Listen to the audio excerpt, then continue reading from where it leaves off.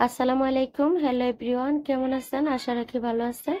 আজকে আমি তৈরি করে দেখাবো খুবই মজাদার চিকেন স্যান্ডউইচ। তার জন্য এখানে আমি প্রথমে চিকেনটাকে সিদ্ধ করে নেব। এখানে আমি 3 টুকরো চিকেন নিলাম, ধুয়ে তারপরে এখন পানি দিয়ে দিব 1 কাপ। কারণ মাংসটা সিদ্ধ হতে আমার 1 কাপ পানি লাগবে।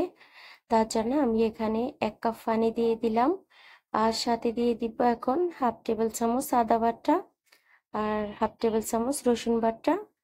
আর দিয়ে দিব সাথে সামান্য লবণ, মানে স্বাদ মতো লবণ দিয়ে আমি ঢাকনা দিয়ে এখন ঢেকে তারপরে সিদ্ধ করে নেব। যতক্ষণ পানিটা না শুকাবে ততক্ষণ আমি চুলার হিটটাকে মিডিয়ামে দিয়ে মাংসটাকে সিদ্ধ করে নেব ঢাকনা দিয়ে। আনুমানিক 10 মিনিটের মতো, 10 মিনিটে কমও লাগতে পারে। চেষ্টা করবেন হাড় ছাড়া মাংস নেওয়ার। আমার কিন্তু মাংসটা অলরেডি এই যে সিদ্ধ হয়ে গিয়েছে, পানিটা আমি শুকিয়ে নিলাম।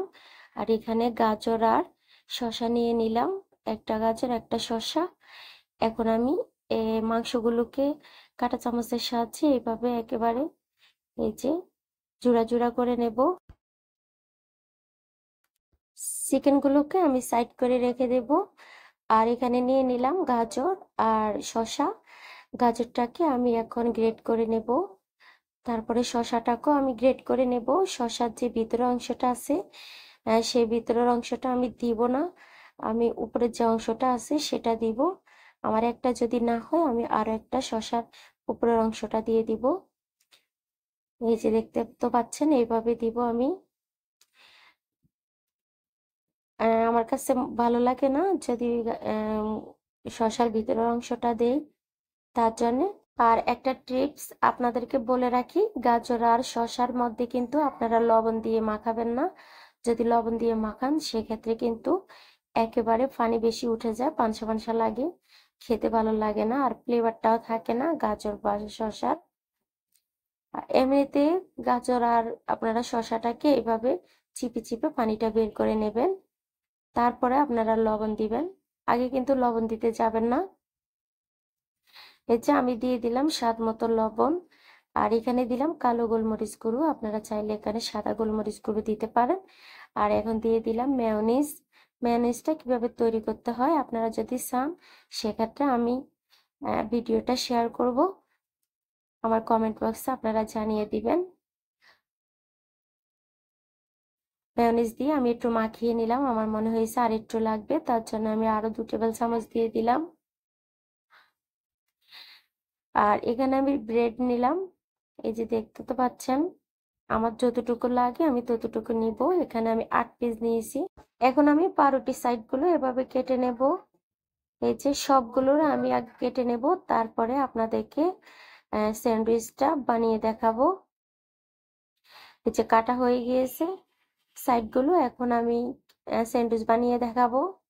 আমি আপনাদেরকে এখানে একটা স্যান্ডউইচ বানিয়ে দেখাবো। একই নিয়মে আমি কিন্তু সবগুলো স্যান্ডউইচ বানিয়ে নিব। যেহেতু রমজান ইফতারের টাইম, তার জন্য আমি কিন্তু সবগুলো বানানোর সময় আপনাদেরকে দেখাবো না, একটা বানিয়ে দেখাবো, কারণ একই নিয়মে আমি সবগুলো বানিয়ে নিব। এই পুরটা আপনারা কম বেশি করে দিতে পারেন, সমস্যা নেই, খেতে মজা লাগে। আর এই পুরের মধ্যে কিন্তু আপনারা চাইলে একটু চিনি দিতে পারেন, আমি দেইনি, আমার কাছে পাউরুটির মধ্যে যে মিষ্টি আছে ওই মিষ্টিটাই বেটার।